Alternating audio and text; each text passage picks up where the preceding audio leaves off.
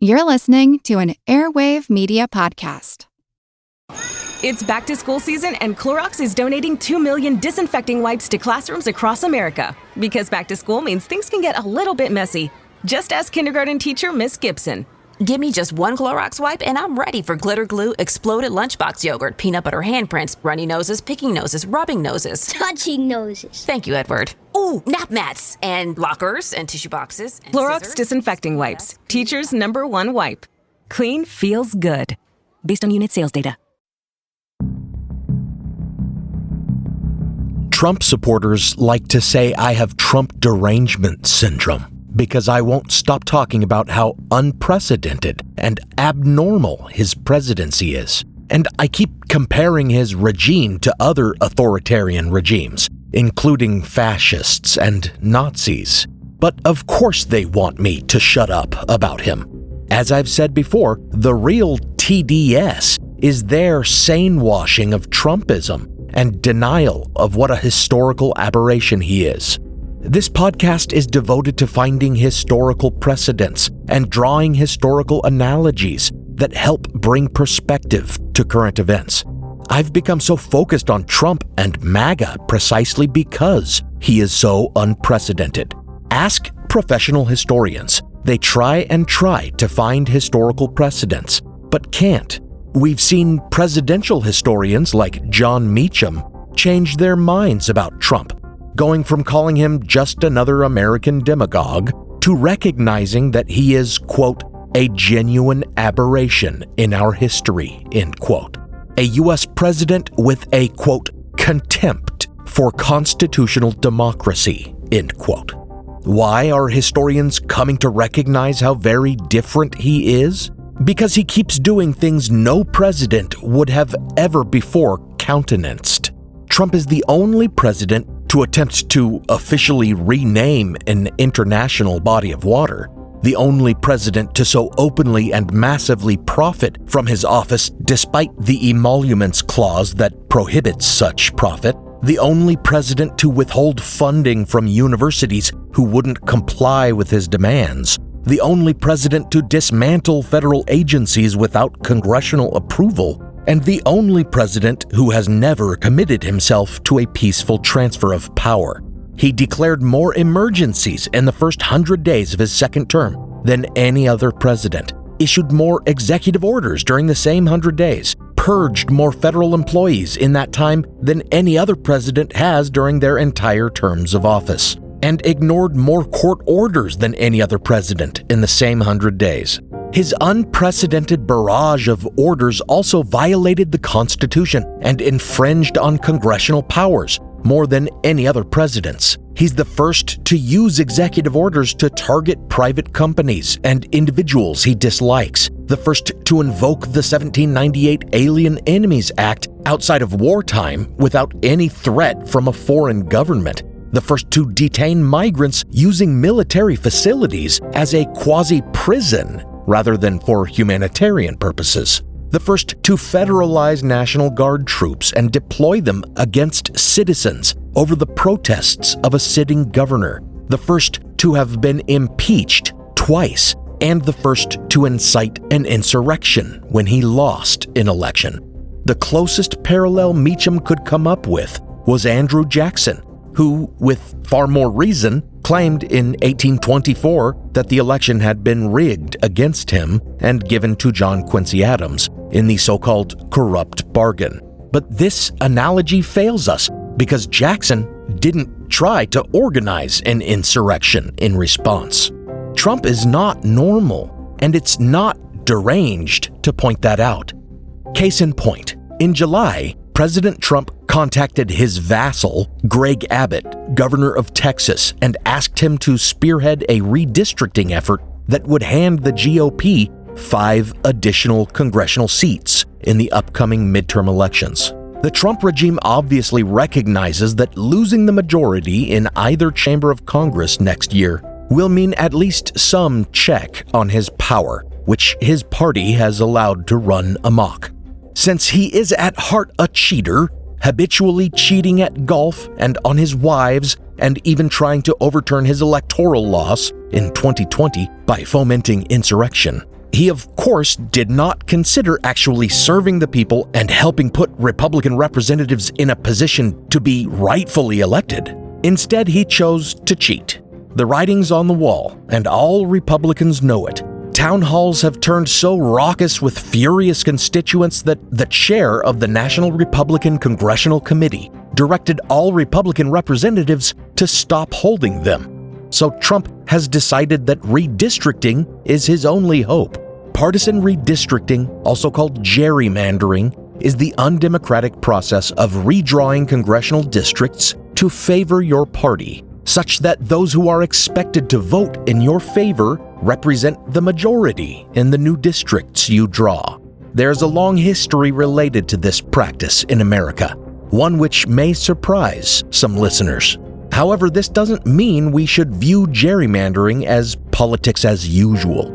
Even if we are unsurprised by Republican schemes to unfairly take advantage of democratic processes, and even if our democracy has survived such tampering in the past, the fact remains that this is not normal. As far as I've been able to find, no U.S. president has ever directly requested a gerrymander the way Trump did this summer. Yes, some presidents engaged in gerrymandering before they became president, when they were governors like George W. Bush in Texas, but mostly U.S. presidents have denounced the practice and even called for it to be outlawed, Democrat and Republican alike. This gambit by Trump is very reminiscent of when he called the Georgia Secretary of State in the wake of his electoral defeat and asked him to, quote-unquote, find him 1,200 more votes. We can look at the history of gerrymandering all we want, and we may find some context and some insights for these current events, but we won't find any such blatant election rigging by a president in U.S. history. And the fact that it's being done by this president, who has proven himself an authoritarian with dictatorial aspirations, means its use today is more dangerous than ever. This is historical blindness. I'm Nathaniel Lloyd, and it's not deranged to be preoccupied with a president who breaks all norms and undermines democratic processes.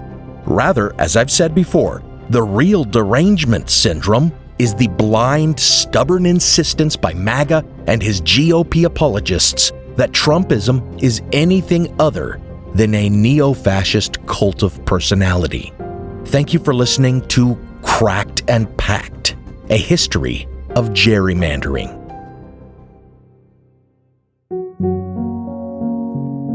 Before I continue with the episode, I want to thank my newest patrons, Stephen Moody and Christopher Lewis. Thanks to all my patrons.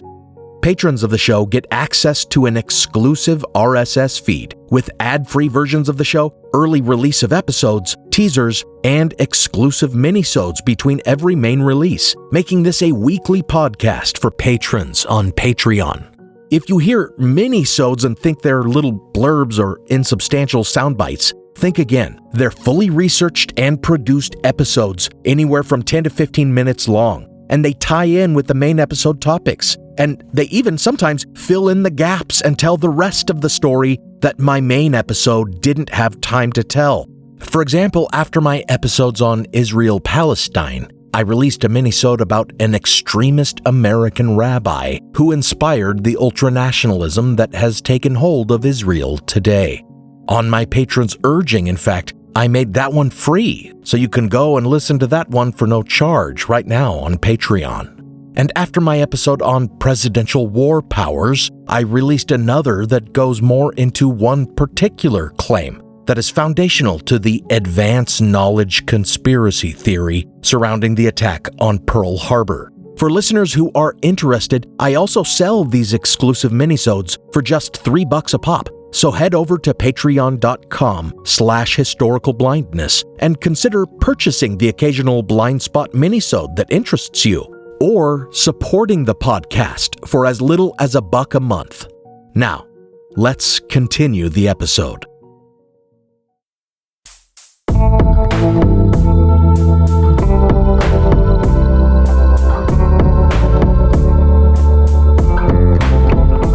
Welcome to Historical Blindness. To start, it's important to recognize that what Texas did at the president's behest this summer is also not normal.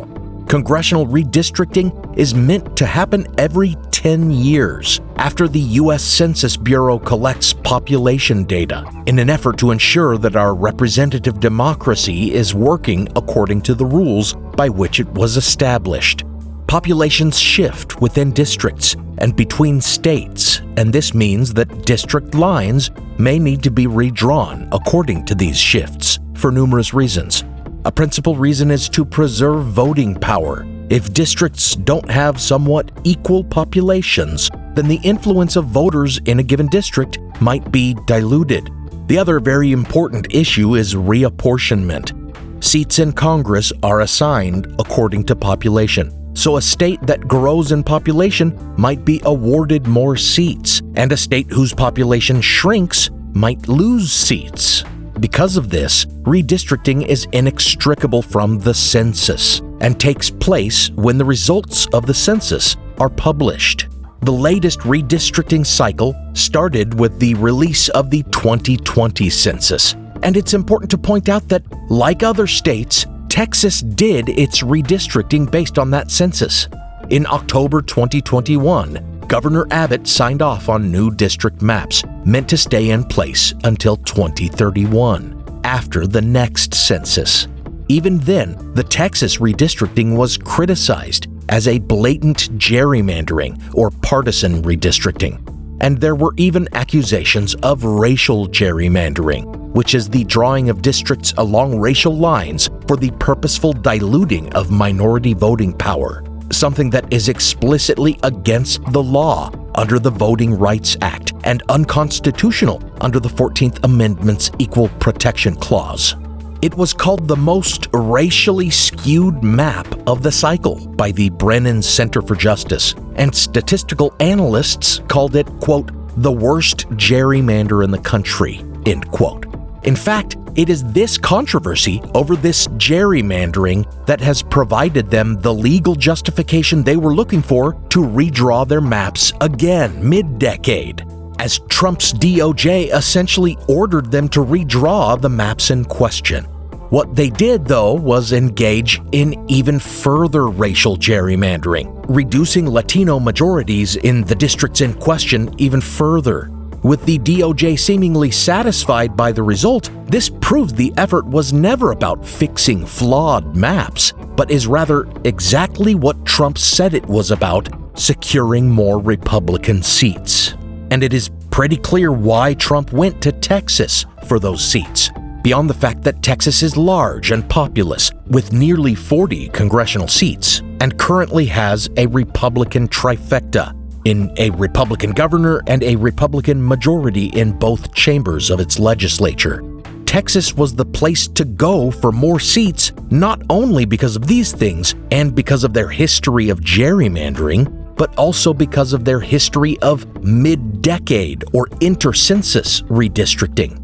Texas, it turns out, has a long history of such chicanery.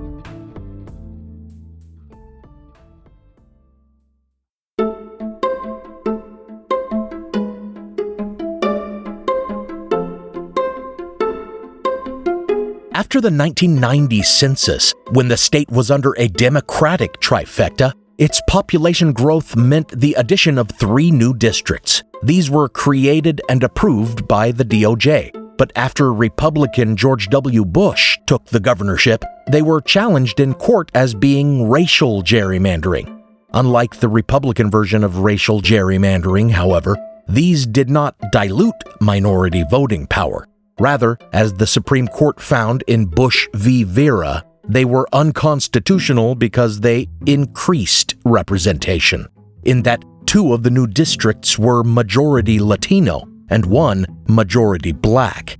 Following their victory in the courts, maps were redrawn to satisfy Republicans, and suddenly their party was winning more seats and took control of the state Senate for the first time in 124 years.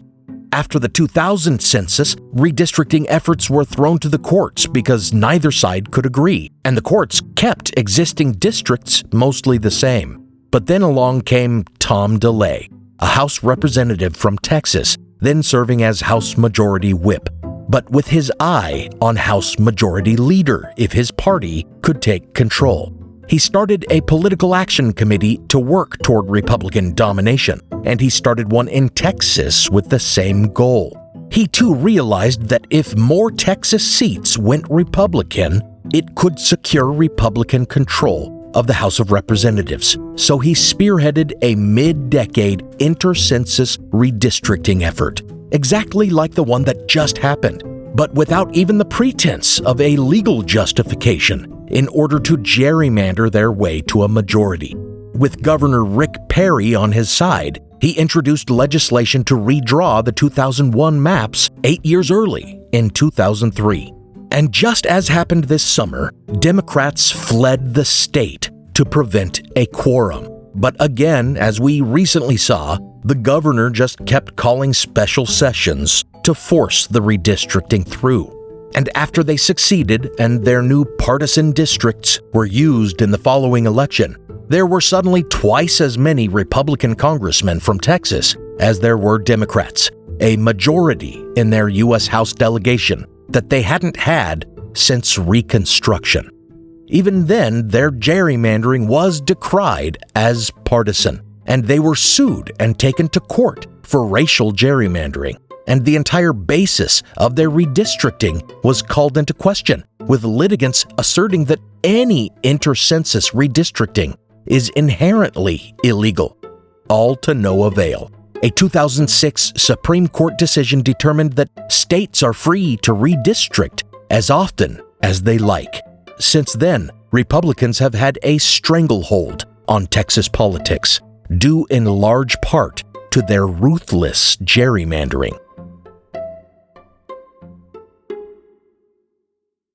Now for a brief intermission.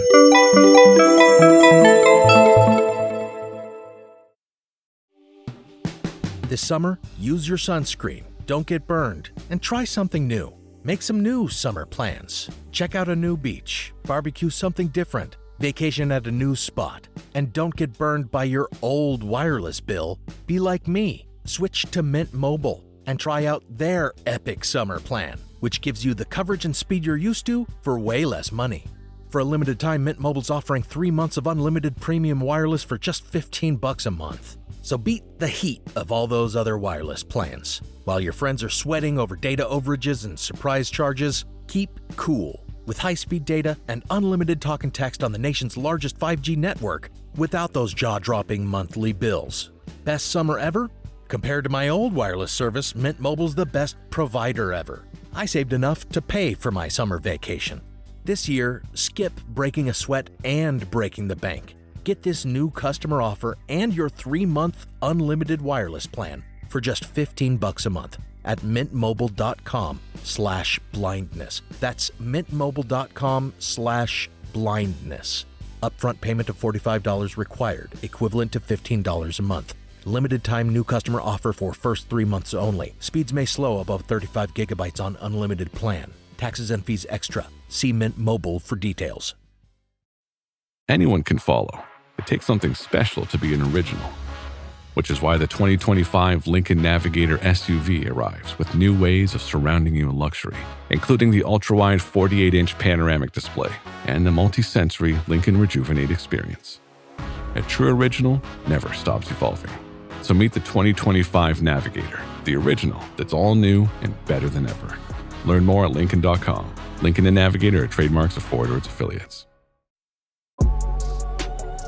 Vitamin Water Zero Sugar has great taste, zero BS, and obviously zero sugar. For those with zero room in their calendar, zero patience for slow walkers, those who get 0 hours of sleep on a Saturday night, have zero filter, zero given, and zero interest in grabbing a plain, boring water. Grab a delicious Vitamin Water Zero Sugar today. Now, back to the show.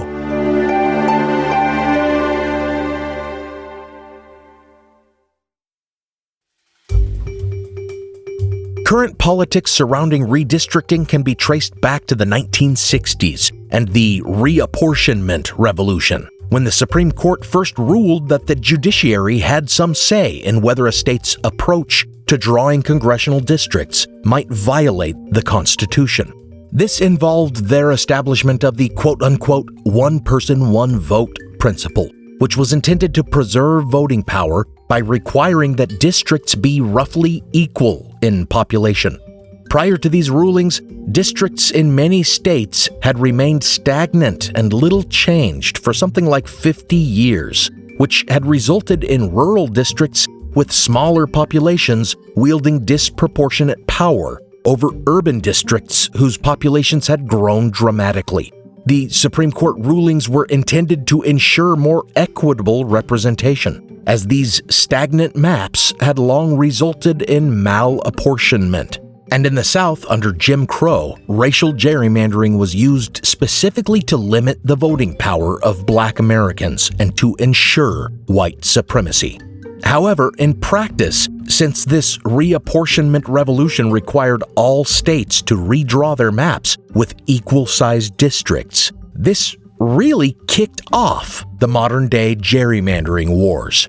During the decades previous to this change, the number of competitive districts, which might go to either party, was steadily on the rise, as was the number of elections that resulted in split tickets, where a district might vote in a representative from one party, but vote for a president from a different party.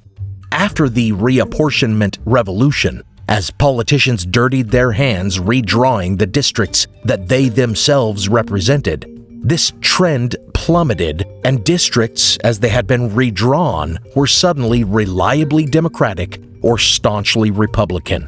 In short, while the intention was positive, the result has been further political division and polarization, as most outrageously illustrated by the 2008 Republican effort Red Map, or the Redistricting Majority Project, which focused on taking control of state legislatures, specifically because it would allow them to redraw district maps and thereby seize control of Congress and the presidency.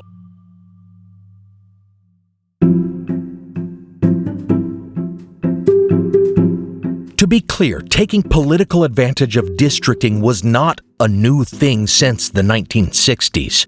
The modern gerrymandering wars are just the most recent and perhaps most blatant and wholesale example of an exploitation that goes all the way back to the founding of our country.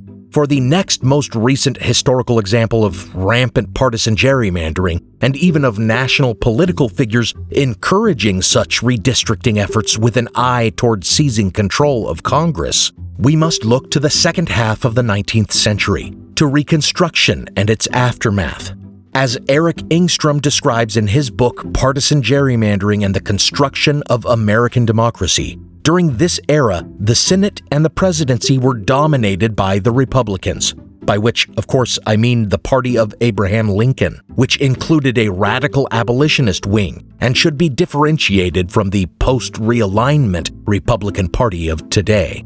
Their political domination was largely due to the victory of the North in the Civil War and the strategic admission of Republican-controlled Western states to the Union, but also due to redistricting efforts. In Indiana, for example, at the tail end of the war, Republicans were attempting to pass new district maps that greatly consolidated their power, and Democrats, just as they would do in Texas in 2003 and this year, staged a walkout of the Senate to prevent its passage. That time, at least, Democratic efforts to thwart Republican redistricting were successful, though, again, Democrats and Republicans of those years must not be confused with the parties we know today. During this period of Republican domination, the only chamber of Congress at which the Democrats of the time had any shot was the House of Representatives, and they saw gerrymandering as their path to victory. In the hotly disputed election of 1876, a Democrat almost won the presidency again for the first time in 15 years, but in the end accepted defeat, despite accusations of fraud, intimidation, and disenfranchisement on both sides, accepting instead, as was believed in a smoke-filled backroom deal, an end to Reconstruction in return for his concession. But when 2 years later the Republicans were close to also taking the House, and therefore a trifecta of federal domination, Democrats relied on cutthroat politics. The Speaker of the House, Samuel Randall, a Democrat, sent letters to every state legislature controlled by his party, demanding they immediately redistrict in order to gin up new seats. Party leaders in Ohio and Missouri answered his call. They gained 9 seats and kept their majority. And seeing the effectiveness of this strategy, Ohio especially went gerrymander crazy, redrawing its maps 7 times in 14 years. During that time, Democrats were able to keep the House and even take the Senate as well in 1879. In 1884, they even took the presidency again with Grover Cleveland, proving even 150 years ago that aggressive partisan redistricting works.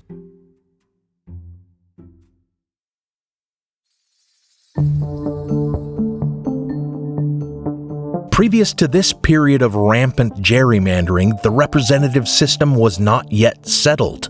Under the Articles of Confederation, states were given the power to select their delegates, and indeed could select several delegates. But regardless, each state had equal voting power. That changed with the Constitution, though, which established the House of Representatives and determined that states would have representation in the House proportional to their population, a huge foundational step in American democracy. By the framers' design, every 30,000 Americans would be represented by one delegate. However, the framers left it up to the states how they would actually choose those representatives. During this time, some states held general elections statewide, such that these quote-unquote at-large representatives were not tied to any specific geographical area and thus were not seen as representing particular residents of a state. Meanwhile, others began dividing their states into districts for a more direct democracy, such that representatives were clearly connected to a specific constituency. During this era of bitter partisan rivalry between Democratic Republicans and Federalists, politicians were quick to seize on redistricting as a way to consolidate power and influence. And they would frequently switch back and forth between statewide election of representatives or single-member districting, depending on what might benefit them the most. So, for example, if a party held a majority in a state, when they took control of its legislature, they settled on at-large representatives. And if a minority party took control, they would institute districts, carving out strongholds that would vote for their representatives. The result was that states regularly flipped back and forth between at-large elections and single-member districts, depending on who was in power. And it was during this period that the term gerrymander was coined, in reference to one of the most notorious cases of partisan redistricting. The word itself is derived from the name of a Massachusetts governor, Elbridge Gerry, a participant in the 1787 Constitutional Convention, and later a vice president, who did not himself much approve of partisan redistricting efforts. Sadly, today, he is solely remembered for his part in a controversial redistricting scheme, and not at all remembered for being a framer of the Constitution.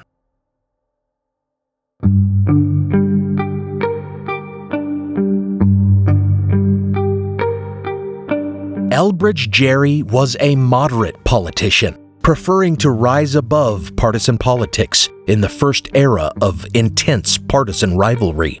Attending the Constitutional Convention, he refused to sign the document for admirable reasons, because it did not enshrine the rights of citizens, something which would not happen until a few years later with the ratification of the Bill of Rights. Quote, "It was painful for me on a subject of such national importance to differ from the respectable members who signed the Constitution," end quote, he later explained in a letter to the Massachusetts legislature. quote, "But conceiving as I did that the liberties of America were not secured by the system, it was my duty to oppose it," end quote. Indeed, it was largely based on his insistence that the first federal Congress recommended a National Bill of Rights.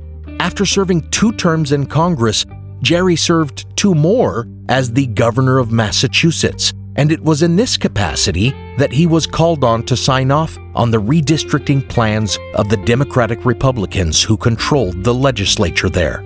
Formerly, Gerry had been a Federalist, and he served as a U.S. diplomat to France under Federalist President John Adams. And when diplomacy failed in a notorious controversy called the XYZ affair, leading to the quasi-war I discussed in the previous episode, Federalists laid the blame on Gerry, leading to him aligning instead with Democratic Republicans.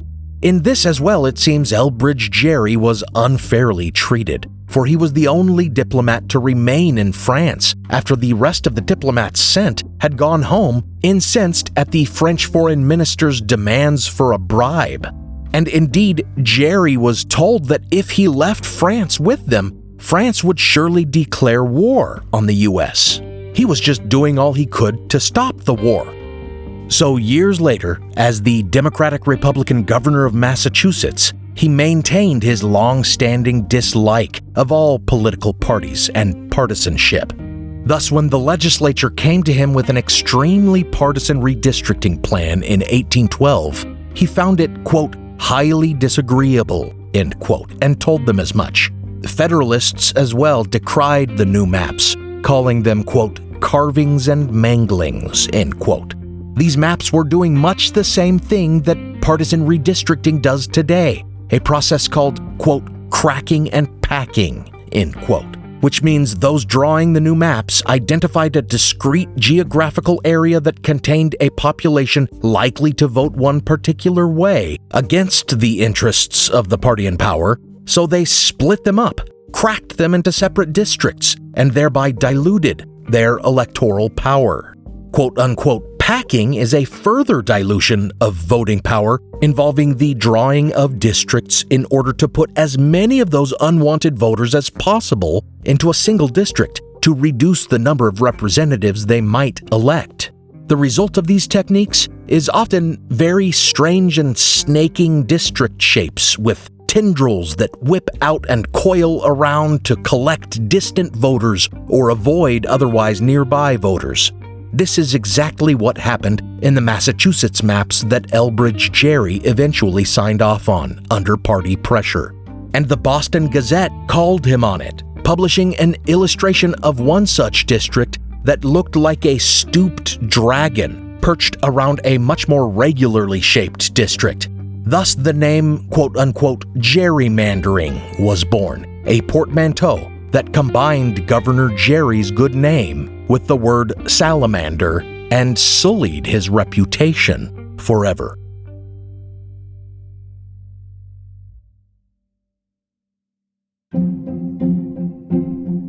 In truth, the strange shape of a district does not always indicate a partisan gerrymandering scheme. Some districts are drawn in odd shapes due to the contours of where people live, or they follow geographical features like rivers, which do, of course, snake through states like salamanders. But this is a flimsy excuse when districts are drawn for the purpose of minimizing the electoral power of your opponent's supporters. This has always been a threat to our democracy, going all the way back to the Constitutional Convention. Elbridge Gerry spoke a great deal at the convention, but his participation was second to James Madison, the father of the Constitution and the author of the Bill of Rights that Gerry campaigned to secure. A certain anti-federalist delegate, a Virginia legislator named Patrick Henry, had debated Madison forcefully during the convention, but Madison had prevailed, largely because he promised that if he were to be elected by Virginians to the first Congress, he would ratify a Bill of Rights. Defeated, Patrick Henry nevertheless believed he could still foil Madison by preventing his subsequent election. Through his political influence, Henry drew up a new district, joining together anti-federalist strongholds with Madison's home county. To run against Madison, Henry got a charismatic war hero, future President James Monroe, and put him on the ballot in that district. Patrick Henry was not working with computer models or detailed voting records, though. He was judging how residents of his new district would vote based on who they'd voted for in the past and how those representatives had voted in the Constitutional Convention. Then, predicting that Madison would object and try to run in another district, he passed a law stating that one had to be a resident of a district to run for office there, a stipulation which was not constitutional. Finally, Henry asked the legislature to reappoint Madison to the lame duck Congress of the Confederation, simply to get him out of Virginia so he couldn't spend time campaigning there. While Madison was gone, Henry even started spreading fake news about him, saying he no longer believed the Constitution needed amending. Finally, Election Day came, and Madison triumphed regardless. He then went on to fulfill his promise and get the Bill of Rights ratified. Think of it, a partisan politician driven by resentment and a desire for greater power used this tool that we often think of as a modern trick, the partisan gerrymander, and almost succeeded in changing the direction of American democracy. Had he succeeded, perhaps we wouldn't today enjoy the freedoms of speech, religion, and the press, or the right of due process. These were at stake then, when unscrupulous men resorted to blatant gerrymandering, and they are at stake again now, when another politician bent on revenge and the consolidation of power has risen and again is not shrinking from undermining democracy to get what he wants.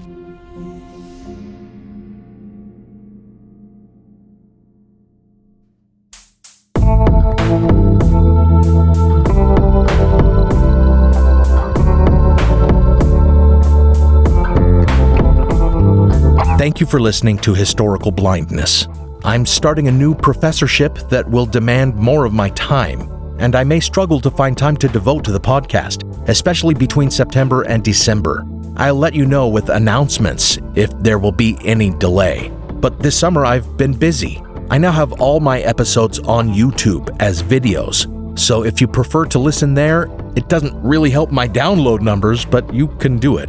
However, a handful of old episodes aren't available because of copyright strikes owing to some clips I used in them. I've also started releasing some short video content, just a couple so far, across my social media. I hope to find time to produce more of those, the idea being that they may drive discovery of the podcast. Lastly, I'm struggling to migrate my old blog posts to Substack. The import isn't working on their website, and manual copying looks very time-consuming, so I'm just not sure where to go with that right now. If you like going through my transcripts of episodes or looking through my sources or the images I post on there, I apologize that no new posts have been made for recent episodes. I hope to figure this out eventually. As always, special thanks go out to my partner patrons: Diane Lane, Robert Fisher, Joe Escott, Devlin Hoff, Lisa, Prickly Pear, Fred R. Grotice, Robin Naggett, Maddie Kinney, Rebecca, Don Mundus, Eunice Allen Bradley, Juliette O'Connor, Jonathan Williams, Joshua Luddington, Christine LeBlanc, Lonnie C., Kaylee, Ama, Christopher L. Burton, Benny Slater, That One Girl, Chris, Jocelyn Clausen, Lindsay McAllister, an anonymous patron, Brian, CPJ MLT LTD, Jamie Nielsen, Wizard in a Tower, Martin Robistow, and Josh Haberman. Hopefully I pronounced your name a little more correctly this time. I've been really enjoying getting comments by patrons on the episodes and Patreon recently, but I have had little time to respond since my new professorship started. Just know I am reading them and liking the engagement. This podcast is part of the Airwave Media Podcast Network. Visit airwavemedia.com to listen and subscribe to their other fine shows, like The Constant and Who Did What Now. Some music on this episode was licensed through a Blue Dot Sessions blanket license at the time of the episode's publication. Additional music is by Kai Engel and by Kevin MacLeod, licensed under a Creative Commons Attribution license. Check out the show notes for a list of the tracks used. You can support the show by pledging on Patreon or by making a one-time donation on PayPal. Find those links in the show notes or find me on Venmo at Historical Blindness. Until next time, remember, just because there may have been some similar examples of gerrymandering in history doesn't mean this isn't a five-alarm fire for American democracy. As a Californian, I applaud the effort to fight fire with fire here, and will be voting in favor of the redistricting bill on the understanding that it is a temporary emergency measure to resist the Republican Party, which isn't playing according to the same rules, or any rules at this point.